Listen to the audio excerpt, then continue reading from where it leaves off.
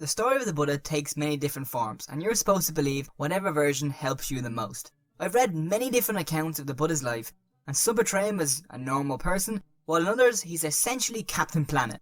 So I've condensed all of the different accounts together and left in all the important parts. The future Buddha was born painlessly from his mother's right side, in modern-day Nepal, to King Shododana and Queen Maya, rulers of Kapilavastu. The king named him Siddhartha, which means he whose aim is accomplished. An old hermit named Asita came to visit the child. The apparently very trusting king and queen decided to let this random person hold their child. Asita claimed that this boy would become a great emperor, but if he ever left the confines of the palace, he would become the spiritual leader of the entire world. King Shododana, who had apparently gone to the Disney villain school of parenting, decided to imprison his son in the palace, never letting him see any of the outside world. No signs of decay were permitted within his sight. Flower petals were swept away as soon as they fell, and sick and old staff were sent away. Siddhartha was unaware that pain, aging, or death existed. In order to make sure that his son would never leave, the king had Siddhartha married at 16 years old to Yashodhara. It was love at first sight between the two. They had apparently loved each other in many previous lives, and may even have mated while they were tigers at some point. They had a son named Rahula, who was not a tiger, and they all lived happily ever after in the king's pleasure palaces.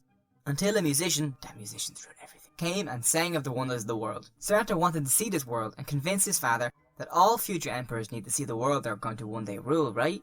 So the king, confident that he had tied his son down, decided that he could trust him to go outside and not start any global world religions while he was there. So at 29 years old, Siddhartha finally left the palace, but not before his dad had all of the ugly and or dead people taken from the streets. Siddhartha was having a grand old time visiting his kingdom, till he came across a man with a bad cough. He asked his charioteer, Chandaka, what was wrong with the man. Chandaka explained that the man was sick and that eventually everyone gets sick. Chandaka had clearly not gotten the king's memo. This revelation blew Siddhartha's mind. On the next two trips, Siddhartha saw an old man and then a dead man. Siddhartha became depressed, knowing that everyone he loved would eventually grow old and die. And on his fourth visit, he came across a homeless traveller. This man had renounced all material things and was looking for a spiritual escape to life's suffering. Siddhartha, inspired by this random homeless person, decided he too had to go on a spiritual quest. He asked Chandaka to take him far away. He then sent Chandaka home to tell Siddhartha's wife and child that he was doing this because he loved them. He needed to discover an escape to life's suffering, and if he didn't, death was going to part them all eventually anyway, which is that's a bleak thought. Thanks, oh Buddha. Moving on, after some wandering and studying, Siddhartha went to go live with the 5 ascetics in the woods. The ascetics practiced extreme deprivation in order to achieve enlightenment.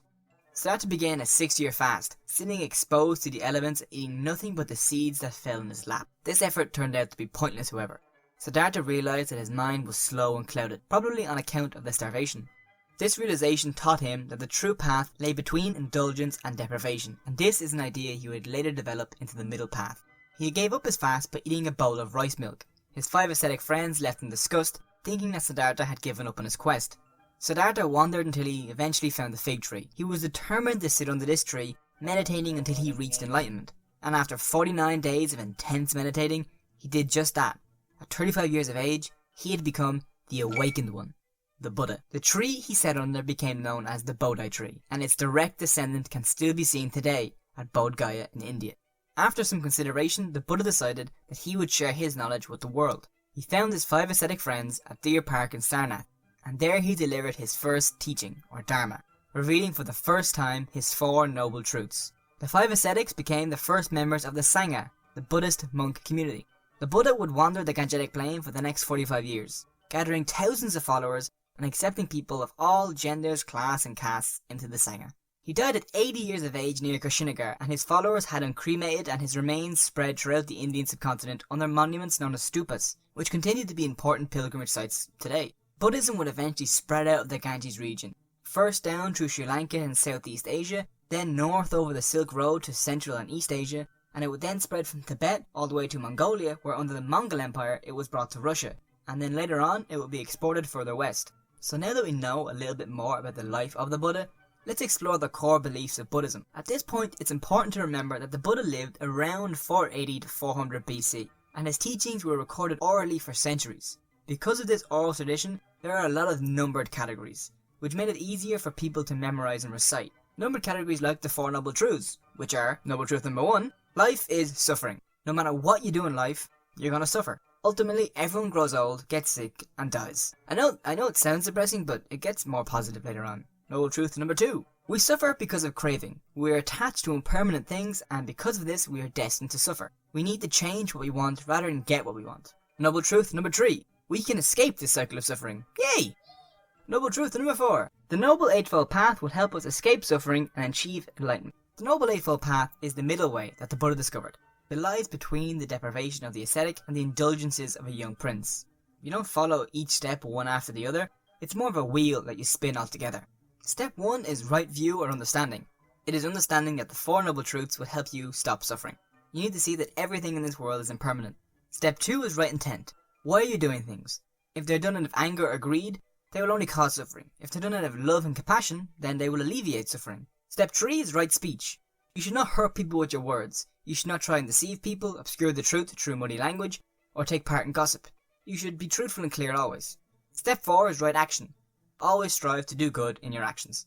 Do not act in a way that is negative. Right action also covers the 5 precepts, which are like the Buddhist 10 commandments. They are: 1. Do not harm any living creatures. 2. Do not steal. 3. Do not engage in sexual misconduct. 4. Do not lie or hurt people with words. And 5. Do not take intoxicating substances. Step 5 is right livelihood. You should earn your living in an ethical way. You shouldn't be involved in arms or drugs trading, and you definitely shouldn't be involved in the slave trade, which the Buddha was very strongly against. Step 6 is right effort. You should always go about your life with a positive attitude and some enthusiasm, and you should always want to improve who you are. Step 7 is right mindfulness. You need to pay attention. When you walk in the park, you need to live in that moment. You shouldn't be thinking of something awkward you did in school 10 years ago, or whether or not you'll be promoted next year. You should be able to live entirely in the present moment and be mindful. Step 8 is right concentration. The ability to focus on a single object or concept, be it a rock, polar bear, cat gif. Right concentration helps you focus your mind and see things how they truly are. Right concentration and right mindfulness are important parts of Buddhist meditation, but we won't cover that in this video. By following this Noble Eightfold Path, you can reach Nirvana, the state of enlightenment that the Buddha reached under that tree. You reach Nirvana when you extinguish all wants and desires. Okay, so let's take a more bird's eye view of Buddhism. Buddhism is split between 2 major branches, Theravada and Mahayana. Theravada is the older of the 2. It's also considered to be a bit more orthodox. They think of the Buddha as a more human figure, and there is a focus on using meditation as a way to reach enlightenment. Within Theravada Buddhism, there is a belief in 3 things. Nothing is permanent, life is suffering, and there is no self. There is a huge emphasis on monastic life and rebirth in Theravada Buddhism. Only monks can really reach enlightenment. Mahayana Buddhism, which means greater vehicle, is younger and considered to be more accessible to normal people. It's called greater vehicle because it's supposed to allow more people to achieve nirvana.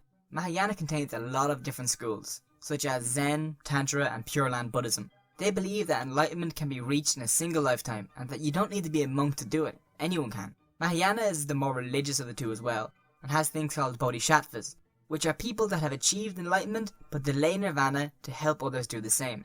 There's also more emphasis on idols and godlike beings. Today, Buddhism is a religion of about 488 million people, or about 7% of the world's population. Nearly all of them live in the Asia-Pacific region at about 98.7%.